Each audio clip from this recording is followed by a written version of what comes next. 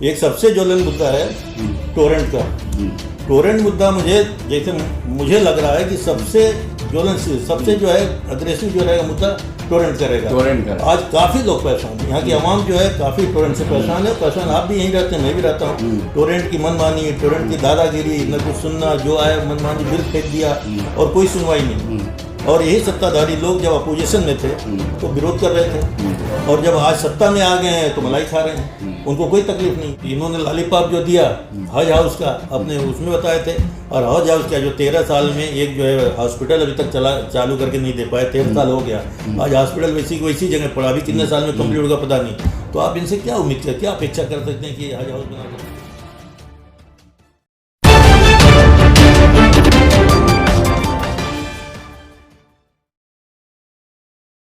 मैं हूं मोइन शेख और आप देख रहे हैं मुमरा टाइम। दोस्तों, जैसे कि आप सभी लोग जानते हैं कि चुनाव जैसे जैसे करीब आ रहा है मनपा का, वैसे वैसे शहर के अंदर सियासी हलचल जो है काफ़ी तेज़ होते जा रही है।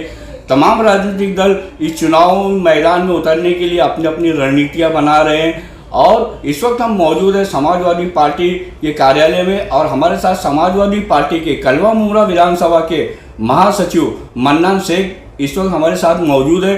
तो आइए उनसे बात करते हैं कि ये जो चुनाव करीब आ रहा है, उस चुनाव के अंदर समाजवादी पार्टी की क्या रणनीति होगी इस चुनाव मैदान में उतरने के लिए, और वो कौन से ऐसे मुद्दे जिसको लेके ये पार्टी लोगों के बीच में जाएंगी। तो स्वागत है मन्नान भाई आपका हमारे चैनल मुमरा टाइम्स में। सर, मेरा आपसे सबसे पहले ये सवाल रहेगा कि जैसे कि आप अच्छी तरह जानते हैं कि चुनावी मौसम मतलब शुरू हो चुका है, कुछ ही दिनों के बाद यहाँ पे मनपा के चुनाव होने वाले हैं। तो आपकी जो पार्टी है समाजवादी पार्टी, वो कौन से मुद्दे को लेके मतलब जनता के बीच में जाएगी, और आपकी पार्टी की क्या रणनीति होगी चुनावी मैदान में उतरने के लिए? बिस्मिल्लाहिर्रहमानिर्रहीम।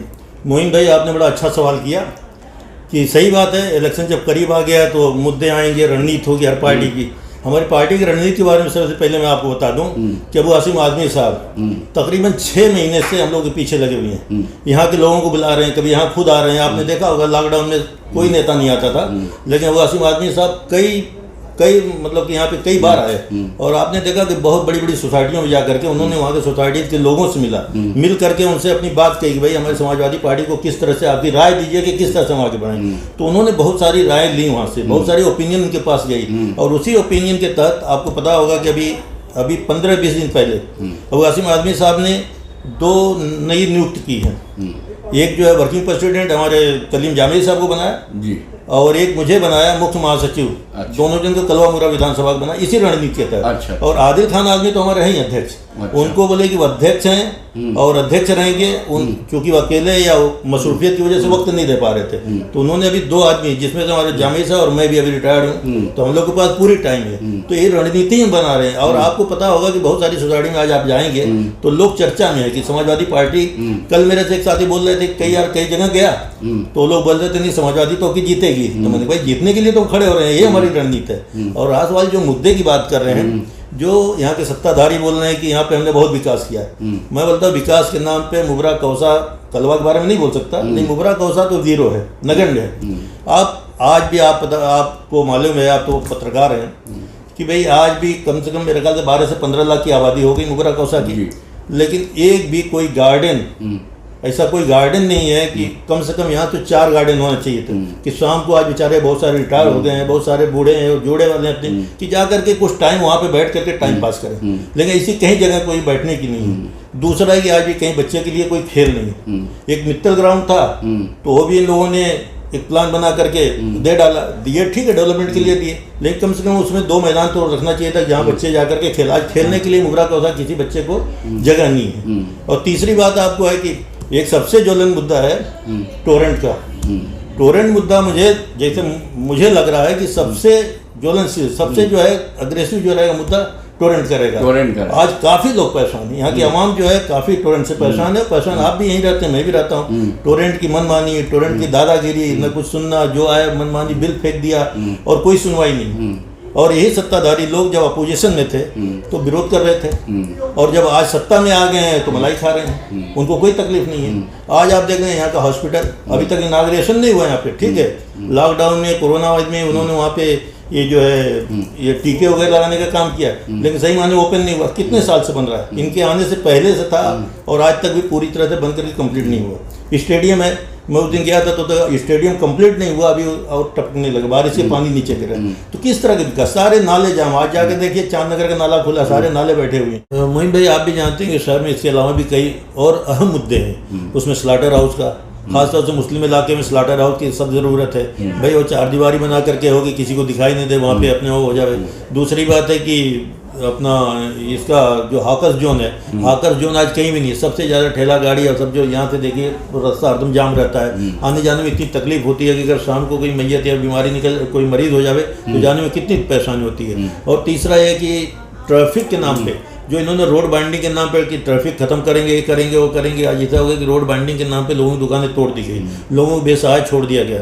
लेकिन आज रोड पहले से ही पतला हो गया, पहले से। और पार्किंग, अनअथराइज पार्किंग इतनी होती है कि लोगों को चलने मिलने में बड़ी तकलीफ। और एक मसला है कि इन्होंने लॉलीपॉप जो दिया हज हाउस का, अपने उसमें बताए थे। और हज हाउस का जो 13 साल में एक जो है हॉस्पिटल अभी तक चालू करके नहीं दे पाए, 13 साल हो गया। आज हॉस्पिटल वैसी की वैसी जगह पड़ा, अभी कितने साल में कंप्लीट होगा पता नहीं। तो आप इनसे क्या उम्मीद कर, क्या अपेक्षा कर सकते हैं कि हज हाउस बना करके दे देंगे? अच्छा मन्नन भाई, आपकी जो पार्टी है समाजवादी पार्टी, तो उसको लेके शहर के लोगों का, बहुत सारे लोगों का ये कहना है कि ये जो पार्टी है ये 5 साल जो होते हैं उसके अंदर ठंडी पड़ी रहती है, लेकिन जैसे ही चुनावी मतलब वक्त समय करीब आता है तो ये एक्टिव हो जाती है, इसकी सरगर्मियाँ तेज हो जाती है। ऐसा है यहाँ कुछ लोगों का मतलब जो आरोप है आपकी पार्टी के ऊपर, इसके ऊपर आप क्या कहना चाहेंगे? मोइन भाई देखिए, हमारी पार्टी सबसे पुरानी पार्टी यहाँ पे है, बल्कि जो आज सत्ता है उनसे पुरानी पार्टी, सत्ताधारी पार्टी एनसीपी का उरूज भी नहीं था, उसके पहले से हमारी पार्टी है। और आपको पता भी होगा कि पहले भी हमारे 4 नगर सेवक चुन करके आए थे। ठीक है, लोग तोड़ लिया अलग बात है, लेकिन ये नहीं कह सकते कि पार्टी जो है खाली इलेक्शन में। पिछला लॉकडाउन 2 साल गुजरा कोरोना के, उसमें कोई नहीं निकलता था, लेकिन हमारे प्रांतीय अध्यक्ष हमारे नेता आसिम आदमी साहब 4 चक्कर यहाँ लगाए, 4 बार आए कौसा में, और लोगों सोसाइटी में जाकर के चेयरमैन से, सेक्रेटरी से और लोगों से मिले कि भाई क्या परेशानी, कोई परेशानी तो बोलो, और जो मदद करना था मदद की। मनन भाई, जब मैं आपको रोके मतलब ये पूछना चाहूँगा कि जैसे कि अभी आपने कहा कि मतलब एक समय था जब आपकी मतलब पार्टी के मतलब 4 नगर सेवक हुआ करते थे शहर के अंदर, पार्टी का मतलब एक अच्छी पकड़ थी, पार्टी का वर्चस्व कायम था इस शहर के अंदर। फिर आके ऐसी क्या बात हो गई कि ये पार्टी दिन ब दिन कमज़ोर होती चली गई? नहीं मोइन भाई, ठीक है, हम जीत करके नहीं आए तो इससे तो ये लोग बोलेंगे कमज़ोर हो गई, लेकिन पार्टी कमज़ोर नहीं, पार्टी अपना काम करते रही। आप हमारे यहाँ देखेंगे तो यहाँ पे सोशल वर्क के नाम पे एक ऐसी समाजवादी एक पार्टी यहाँ पे है कि इसकी एक परमानेंट ऑफिस है। इसके अलावा एनसीपी के भी एक, मैं आपसे अगर पूछना चाहूँगा कि 5 साल के अंदर, पिछले 5 साल के अंदर आपकी पार्टी ने समाज हित में कौन से ऐसे काम किए? देखिए, समाज हित में जो स्कॉलरशिप बच्चों की है, हमारे नसीर खान साहब बड़े उसके बारे में बड़ी मालूमात है, और करीब कई हज़ार लोगों को यहाँ से स्कॉलरशिप फॉर्म भर के दिया गया और उनको उसका फायदा भी मिला, उनके पैसे भी उनके अकाउंट में आए। उसके बाद यहाँ मेडिकल कैंप लगाया गया, मेडिकल कैंप में फिर ब्लड डोनेट किया गया हमारी ऑफिस में, ये सारे काम होते हैं। उसके बाद जो है आपको एक बात बता दूं कि इलेक्शन ID कार्ड हमारी पार्टी की तरफ से बहुत सारी सोसाइटियों में जाकर के हमारे बच्चे, ऑफिस के बच्चे जाकर के वहाँ पे लोगों का नाम दर्ज किया, और यहाँ कंटिन्यू नाम दर्ज होता रहा, और अल्हम्दुलिल्लाह काफ़ी लोगों का तकरीबन लगभग सभी लोगों का नाम जो है वोटर लिस्ट ID में आया। और लॉकडाउन की पीरियड की अगर हम बात करें मन्नान भाई, जहाँ दूसरी जो पार्टियां शहर की तो कहीं ना कहीं अपने तरीके से लोगों की मतलब सहायता करी थी, लोगों की आर्थिक हालत काफ़ी ख़राब हो चुकी थी, लोगों के रोजी रोज़गार जो थे ठप पड़े हुए थे, तो जो दूसरी जो सियासी पार्टियां हैं वो कहीं ना कहीं लोगों को खाना वगैरह मतलब राशन वगैरह मतलब वो दे रहे थे, तकसीम कर रहे थे। आपकी पार्टी ने लॉकडाउन पीरियड में क्या काम किया? मोइन भाई, मैं आपको एक बात बता दूं, क्योंकि किसी के साथ हेल्प करके, मदद करके बताना हमारे लिए अच्छी बात नहीं है। मतलब आप दिखावे में आपकी पार्टी विश्वास नहीं करती, लेकिन आप यकीन करिए या लोगों से मैं नहीं बोल सकता जाके पूछ, बजाते खुद पर्सनल लेवल पे मैं और हमारे आदिल खान आदमी साहब गाड़ी में भर करके राशन कार्ड और वो लेकर के, क्या बोलते उस टाइम में एक था कि भाई एक थैली भर के एक आदमी को बुला के रोड पर के लोगों को दिया गया, लेकिन हम लोगों ने शो नहीं किया, कभी दिखावा नहीं किया, काम बहुत किया लेकिन दिखावा नहीं किया। अच्छा, और मैं ये भी आपसे पूछना चाहूँगा कि जैसे कि आप भी जानते हैं कि चुनाव का कुछ ही समय बचे हैं, तो आपकी पार्टी चुनाव के अंदर कितने कैंडिडेट उतारने जा रही है और कितनी मजबूती से चुनाव लड़ेगी आपकी समाजवादी पार्टी? मोइन भाई, हम तो कलवा मुगरम जो हमारी विधानसभा है, इसमें तो तकरीबन हम पूरे के पूरे कैंडिडेट उतारने जा रहे हैं। अच्छा, पूरे कैंडिडेट उतारे। क्योंकि कलवा में जो भास्कर नगर, वाघवा नगर, पौनपाड़ा और शिव शक्ति नगर, गोलाई नगर, ये सारे हमारे गढ़ हैं। हमारे सब उत्तर भारतीय समाज के लोग हैं। अच्छा। हाँ, और सब हमारे समाजवादी पार्टी से जुड़े हुए हैं। और उसके बाद कलवा मुबरा, कौसा मुबरा तो ही है। कौसा मुबरा में सारे लोग अबू आसिम आदमी को जानने वाले, अबू आसिम आदमी सबको जानने वाले, सब एक दूसरे को जानने वाले, एक दूसरे से मोहब्बत रखने वाले।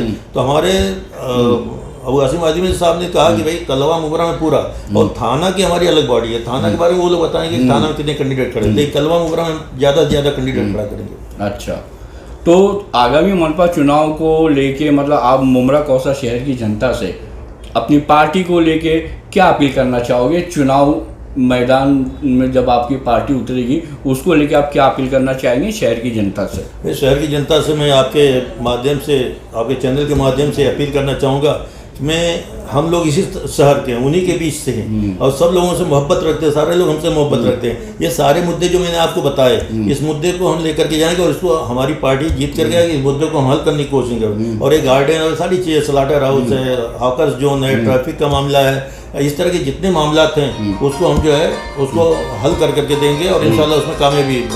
और इसलिए हम अपील करेंगे कि भाई ज़्यादा से ज़्यादा हमारे जो है समाजवादी के जो कैंडिडेट खड़े हों, मैं जनता से अपील करूंगा। और इंशाल्लाह हमारी अपील का पूरा जो है वो मैं समझता हूँ कि वो लोग संज्ञान भी लेंगे, क्योंकि हम लोगों से मिलते हैं। हमने आज तक या हमारी पार्टी किसी लोगों ने कभी किसी के साथ धोखाधड़ी की बात नहीं की। जो बात होगी हम साफ सुथरी बात बोलेंगे, जो हम कहेंगे वो करेंगे, और जो नहीं होने जैसा रहता है उसका वादा भी नहीं करते कि भाई हम। तो इसलिए मैं अपील करूंगा कि हमारे समाजवादी पार्टी को ज़्यादा से ज़्यादा लोग सपोर्ट करें। और मैं जनता से अपील भी करूंगा, जो लोग अगर पार्टी ज्वाइन करना चाहें, इलेक्शन लड़ना चाहें, हमारे कैंडिडेट तो बहुत हैं, लेकिन हम उसमें से भी देखेंगे कि नए भी कुछ आ जाएंगे तो हम उनको भी इसमें जो है सहभागी बनाएंगे, उसमें हिस्सेदारी बनाएंगे और हिस्सा देंगे।